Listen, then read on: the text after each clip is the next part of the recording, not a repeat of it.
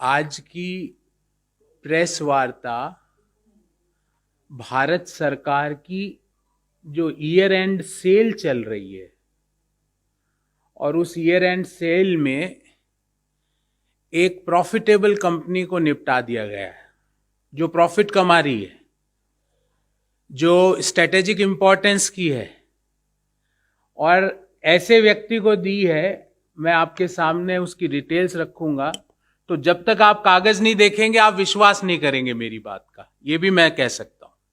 और सारे कागज आपके सामने रखूंगा। कंपनी का नाम है CEL, central electronics limited. Company का हेडक्वार्टर, कंपनी की फैक्ट्री साहिबाबाद, गाजियाबाद के पास साहिबाबाद में ये कंपनी का हेडक्वार्टर है। कंपनी की 1974 में इनकॉर्पोरेट होती है। 1974 में ये कंपनी का इनकॉर्पोरेशन होता है और ये कंपनी भारत सरकार के ministry of science and technology के अंतर्गत 100% इसकी होल्डिंग भारत सरकार के पास है। कोई प्राइवेट एंटिटी के पास इस कंपनी का एक भी शेयर नहीं है। इस कंपनी को आज से 30 दिन पहले 29 नवंबर को, एग्जैक्ट डेट भी मैच हो रही है, 29 नवंबर को इस टोटल 100% इक्विटी को 210 करोड़ में दे दिया गया। मतलब पूरी कंपनी 210 करोड़ में किसके हवाले करी वो बताऊंगा आपको, पर 210 करोड़ रुपए में पूरी कंपनी जो प्रॉफिट कमा रही है, जिसके आगे 5 साल तक प्रॉफिट कमाने की फोरकास्ट है, जिसकी ऑर्डर बुक 1600 करोड़ रुपए की है, उसको कितने में दे दी गई? 210 करोड़ में। ध्यान रहे साथियों, इस कंपनी की रिजर्व प्राइस सरकार ने निश्चित करी 194 करोड़। ये प्राइसेस ध्यान रखना, 210, 194। अब आते हैं, इस कंपनी के पास टोटल जमीन है, और ये मैं कंपनी का जो बिड डॉक्यूमेंट है उससे ही लाया हूं। कंपनी के पास टोटल जमीन है 2,02,018 square metre. 2,02,018 square metre total जमीन है। और ये यूपी सरकार की सर्किल रेट आपके सामने रख रहा हूं।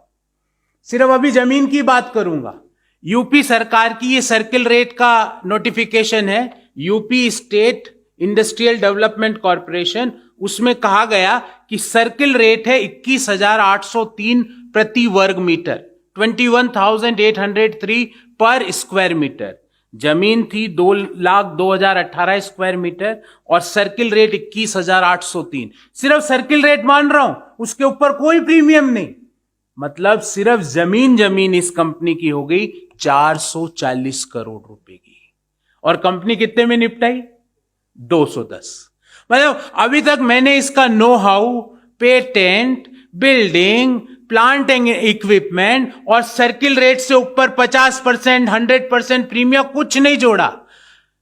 कंपनी की जो जमीन की सर्किल रेट है उसके 44%, 44% of CEL land value is the final offer price of CEL। जो सर्किल रेट थी उसकी 44% जो उसकी लैंड वैल्यू है, उसमें उस कंपनी को आपने दे दिया एक ऐसे व्यक्ति को, और उस व्यक्ति और उस कंपनी की डिटेल आगे लाऊंगा। इस कंपनी की जो फोरकास्ट हैं वो मैं आपको फोरकास्ट दिखाना चाहूंगा। ये इस कंपनी के फोरकास्ट हैं। ये इस अभी मौजूदा समय में इस कंपनी के पास पेंडिंग ऑर्डर है 1592 करोड़ के, 1592 करोड़ के पेंडिंग ऑर्डर है अभी राइट नाउ। क्योंकि ये कंपनी स्ट्रेटेजिक इंपॉर्टेंस की चीजें बनाती है। डिफेंस में जो डायनेमाइट में जो वो प्लग लगता है वो ये कंपनी बनाती है। ये कंपनी भारत सरकार के डिफेंस सेक्टर को सप्लाई करती है, उनकी नो हाउ को सप्लाई करती है, उनके लिए नए नए पेटेंट्स करवाती है, उनके लिए नए नए डिस्कवरीज करती है। उस कंपनी के पास 1592 करोड़ का ऑर्डर बुक है और जो पिछली ग्रॉस प्रॉफिट है उसके अनुसार इस 1592 में 730 करोड़ रुपए आपको ग्रॉस प्रॉफिट होगा। ये मैं नहीं कह रहा हूं, ये उसी की कंपनी की डिटेल्स कह रही है। उसको आपने कितने में दे दी? 210 करोड़। अब देखिए किसको दी, ये बात महत्वपूर्ण है। एक ऐसी कंपनी को दी जिसका नाम है Nandal finance and leasing private limited. अब इस नंदल की कहानी सुनिए। इसके पास फाइनेंशियल ईयर 2020 में 10 से कम एम्प्लॉय थे, लेस देन 10 एम्प्लॉयज। बात यहीं खत्म नहीं हुई। इसके पास इसकी 99.96% इस कंपनी की नंदल लीजिंग एंड फाइनेंस की 99.96% इक्विटी एक इंटीरियर डेकोरेटिव और फर्नीचर कंपनी के पास है। आपने एक ऐसी कंपनी जिसकी 99.96% इक्विटी फर्नीचर और इंटीरियर्स के पास है, उसको आपने स्ट्रेटेजिक इंपॉर्टेंस की कंपनी दे दी। उस कंपनी का यही नहीं रुका, और यह बड़ा चौंकाने वाला तथ्य आपके सामने रख रहा हूं। यह है नंदल फाइनेंस और NCLAT national company law appellate tribunal में इस नंदल फाइनेंस का लिक्विडेशन का केस पेंडिंग है। इससे ज्यादा हैरत अंगेज कारनामे क्या हो सकते हैं कि जिस कंपनी के लिक्विडेशन का केस रजिस्ट्रार ऑफ कंपनी उसको पीएमएलए का दोषी मान के उसको लिक्विडेशन का केस चला रही है, उस कंपनी को आपने भारत सरकार की कंपनी जिसकी लैंड की जो अगर सर्किल रेट है उसके 44% 210 करोड़ रुपए में दे दी। क्यों भाई, ये नंदल से आपका ऐसा क्या रिश्ता है? जिस कंपनी के पास कोई अनुभव नहीं है, 10 से कम एम्प्लॉइज है, ये डिटेल मैं आपको दे रहा हूं यहां से, इसकी जो बैलेंस शीट है उससे मैं पढ़ के सुनाता हूं। There is less than 10 employees and none of them have rendered 5 years of continuous service. ये मैं नहीं कह रहा, ये डिटेल यहां लिखी हुई है। ये नंदल फाइनेंस की हकीकत है फॉर फाइनेंशियल ईयर 1920 कि एक भी आदमी उसका ऐसा नहीं है एम्प्लॉय जिसने 5 साल नौकरी करी। और इसी कंपनी को आगे अगर हम बढ़ाएं तो इस कंपनी का नंदल फाइनेंस का 99.96% इक्विटी है एक फर्नीचर कंपनी के पास। उसको आपने कौन सी कंपनी दी?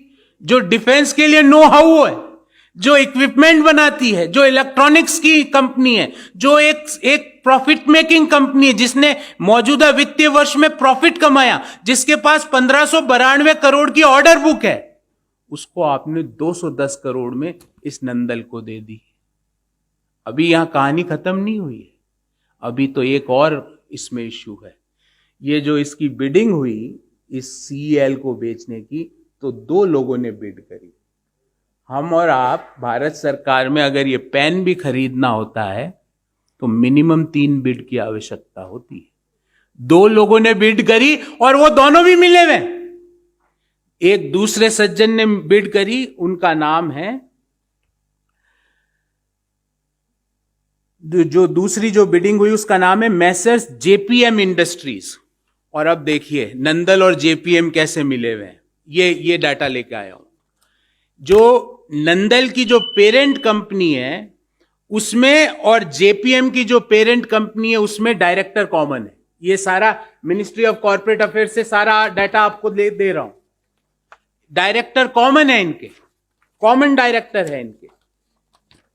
जो 2 जनों ने बिड करी, दोनों की जो पेरेंट कंपनी उसमें डायरेक्टर कॉमन, 44% सर्कल रेट की सिर्फ लैंड की वैल्यू, उसमें आपने 100% इक्विटी उसकी दे दी।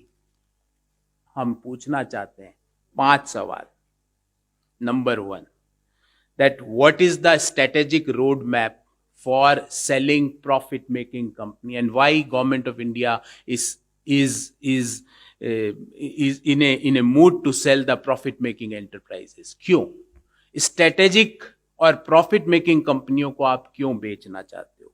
हमारा दूसरा सवाल है कि जब कोई नेशनल इंटरेस्ट में कोई कंपनी काम कर रही है, क्योंकि सीईएल क्या बनाती है, मैं आपको थोड़ा सा विवरण देना चाहता हूं।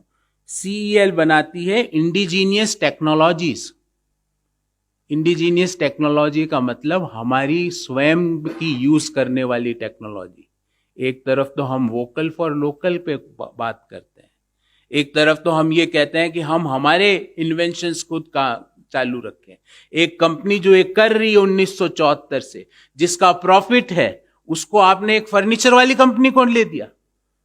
उस कंपनी की 44% लैंड वैल्यू पे टोटल कंपनी आपने दे दी।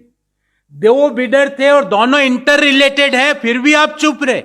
उस कंपनी को आपने उस नंदल फाइनेंस एंड लीजिंग को दे दिया, जिसका एनसीएलएटी में केस पेंडिंग है आज भी। ये जो डॉक्यूमेंट है, ये आज सुबह का ही मैंने एनसीएलएटी की वेबसाइट से लिया है, ये वाला डॉक्यूमेंट। ये आज का है, ये आज केस पेंडिंग है।